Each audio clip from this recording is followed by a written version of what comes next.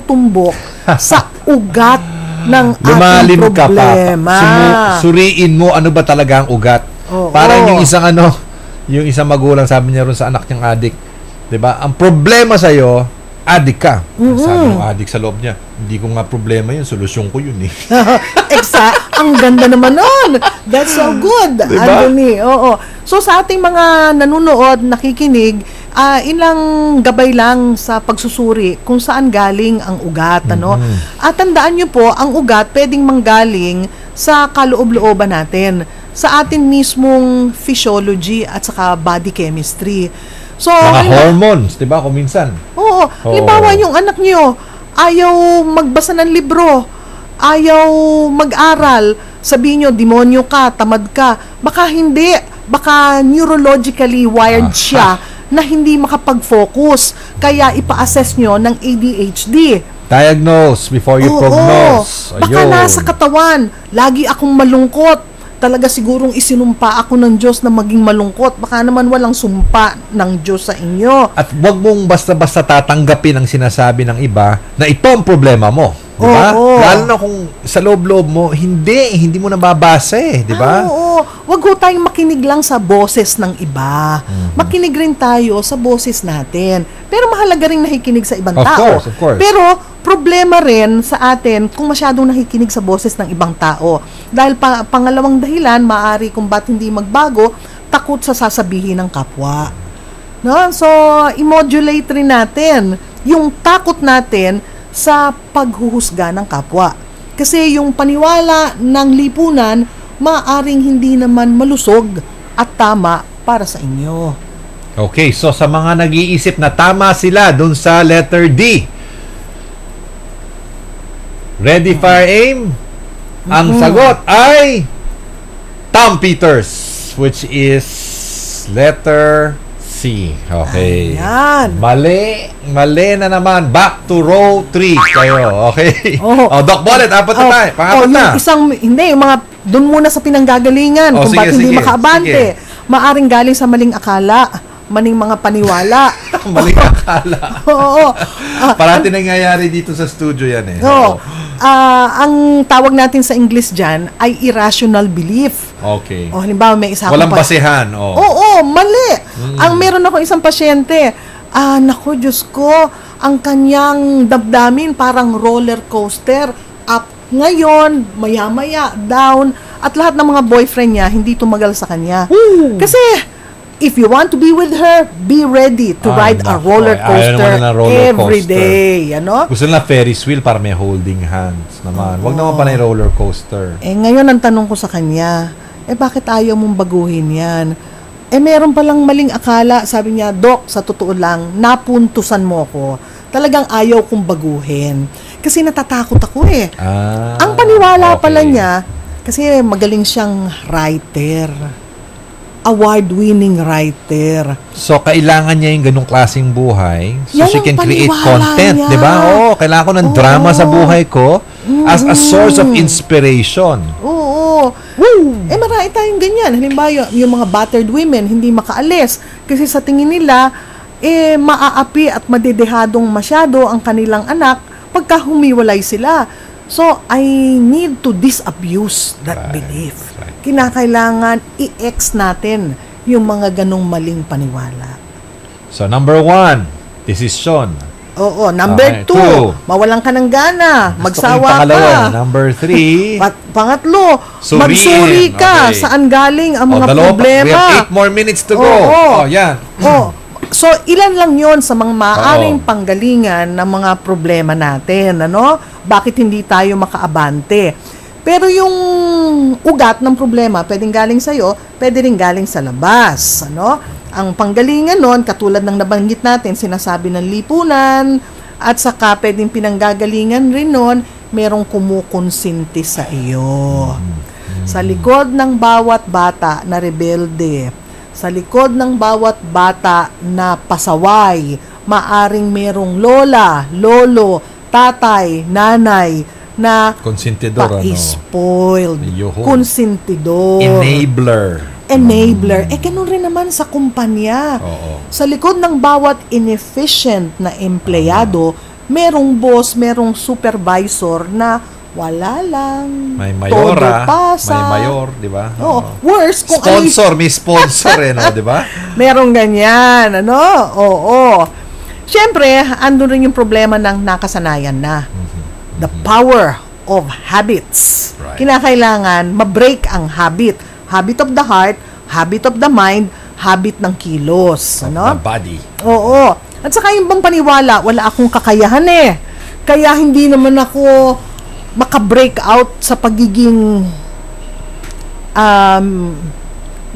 sa pagiging Tama, halimbawa. insecure. Or insecure. O, sige. Kasi wala akong social skills. Okay. Na? So, the good news is, kung wala ka ng isang bagay, pwede mo itong ma-acquire. Pwede mo itong matutuhan. No, I think this is the You can business. be equipped, no? Oo, you can having be equipped. realize kung ano yung kakayahan na kailangan mong idagdag pa. Okay. Yung susunod na dahilan kung ba't hindi makapagbago, mas mahirap yan. Pang-apat na to. Connected yan sa number 4. impulses. Okay. Natatalo ng simbuyo ng damdamin. Wow. Simbuyo. Okay, simbuyo, next word. No? Natatalo ng simbuyo ng, what do you mean by Well, this? many of us have very strong resolve. Okay. Dedicated Nako. ka, determined ka. Yes. Unto the death. Ayokong mawala ang asawa ko. Pero sabi niya sa akin, hindi ako tatagal. Na wala naman akong ginagawa, sobra ang galit mo. Ang feeling ko, I'm walking on eggshells. Maliit na bagay, nagseselos ka. Maliit na bagay, nagagalit ka. So, tanggap ko naman yun, Doc Bolet na masyado akong mercurial ang temper. Okay. Masyadong emotional.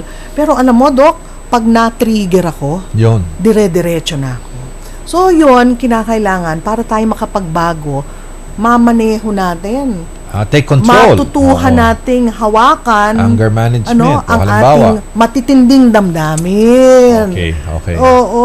Learn to seize control over our emotional baggages, emotional management. No? Nasa dahilan pa lang tayo niyan, ha? Kahuli-hulihang dahilan, dapat alam natin.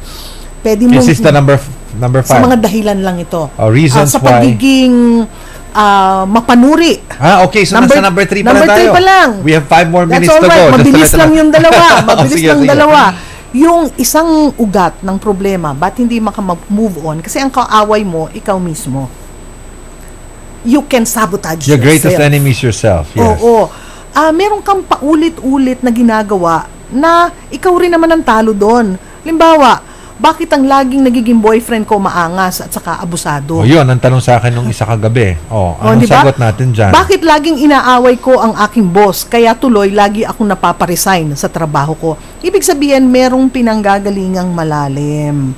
No? Meron kang issue sa buhay. You provoke it, no? Parang paulit-ulit. So, malalim yan, no? Dito galing yan. So, sa'yo nang gagaling. Okay. Pag kami paulit-ulit na problema ka, across time, iba't ibang lugar ng buhay mo, may pinanggagalingang malalim. Tawag natin dyan, lingid na kaalaman o unconscious. Lingid. Yan. Third word for the day, 3 lang naman yan Lingid, which means unconscious. Yan. Di nagsuri ka na. Okay. Pang-apat, gawan mo ng diskarte. Gawan mo ng plano, master plan, diskarte, no? Para malutas mo yon. Ngayon, pagka alam mo ang pinag-uugatan, ang diskarte dapat swak doon sa ugat. May match. Oo. No? Okay, so go for the roots, not the fruits. Diba? Yes, Okay. Pagtapos, yung plano mo, kinakailangan sinusubaybayan mo kung nai-implement mo. Kaya kinakailangan merong kang tutungo tayo sa number 5. Okay. Merong kang mga change champions na nakapaligid sa iyo. Okay. Ito yung accountability. Meron kang suporta sa Tama. kapaligiran. Para i-declare mo, nagdesisyon ka. Ito ang aking strategy. Ito ang aking gagawin. Merong sumusubaybay sa iyo. Merong nagmo-monitor. Merong nagsasabi sa iyo, whoops, hindi mo pa nakikita, may hadlang dyan. No, maganda yung strategy mo, kaya lang hindi mo nakita ang hadlang na to, ang biyenan mo. Oh, wala pa yung biyenan mo sa plano mo, idagdag mo. Yun. No? So get kailangan partners natin in ng change. ganon. Yes. Parang in parenting, sa aming talk mamaya dyan sa HIP sa SM Muntinlupa, you change the letters. You parent, yes, but you partner as well in parenting dahil hindi mo kaya nag-iisa. There goes. Right? So you get a community of support. At siguro dapat mag-offer ka din. Maybe you could be a buddy. No, body system kayo na, sige, ito ang kaso ko, tutukan mo ako rito. Ikaw naman, dyan sa problema mong yan, tututukan kita. Okay. Then it becomes a mutual relationship. That's true. Yun, And the challenge is, merong mga tao ang paniwala nila, wala namang interesado sa akin eh. Walang concern sa akin. Kaya walang makakatulong sa akin. Mga manunood, mga kapatid, mga kaibigan, hindi po totoo yun. Lagi kayong makakakita ng tutulong sa iyo. You know, this is very interesting, Anthony. Nung nagte-train ako sa Amerika, alam mo naman na magbuhay sa Amerika, masyadong individualistic. Right. Meron ako naging The pasyente tower of self. na bulag o na malapit ng mabulag. At ang kanyang mga anak ay malalaking lalaki na mga maton at malapit ng mapreso. So, nagpa-family therapy siya sa amin. Tulungan niyo ako, Doc, kasi ayoko na ang aking mga anak ay humantong sa preso. Paano ko sila gagabayan? Halos bulag na ako. So, ang isa sa solusyon ko, kumuha ng suporta sa mga tao sa paligid nila. Sabi niya, Doc, wala akong kamag-anak, wala akong kaibigan, loner ako. So, pinulong ko yung pamilya. Tinanong ko sila, may natatandaan ba kayo na isang tao na nagmagandang loob sa inyo? Yung mga teenagers na anak, alam mo ba, sabi sa akin, Dok, alam nyo, meron kaming principal sa Henderson High School na kamuntik na kaming masipa pero kinausap kami at binigyan kami ng inspirational talk. Umayos kami, Dok. Kaya natapos namin ang high school. Sabi ko, payag ba kayo? Tawagan ko yung principal na yon at magpatulong tayo. You know, right there and then, I dialed the telephone number of Henderson High School. I asked for the principal and I said, si Dr. Bolet Bautista po ito, syempre sa Ingles. Meron po ako ditong pamilya na kailangan ng tulong para maayos ang buhay nila. Pwede ho ba kayong tumulong? You know what? Hindi blood relative. He said, yes.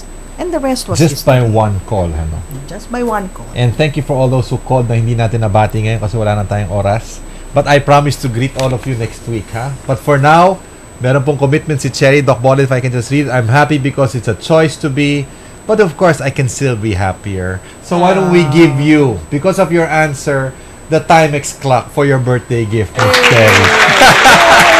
Thank you, Doc Bolet! At kung meron mga tanong, pwede yung phone number Of natin course. ibigay para masagutan natin. Text your man messages, lang. ask your questions, and we will respond to them throughout this week. Until we see you again next week. Sorry, naubusan na tayo, The 5 ways to change. Start now. Have a weekend that will be blessed for all of you. Thank you very much. See you again next week. Magbaylo ako,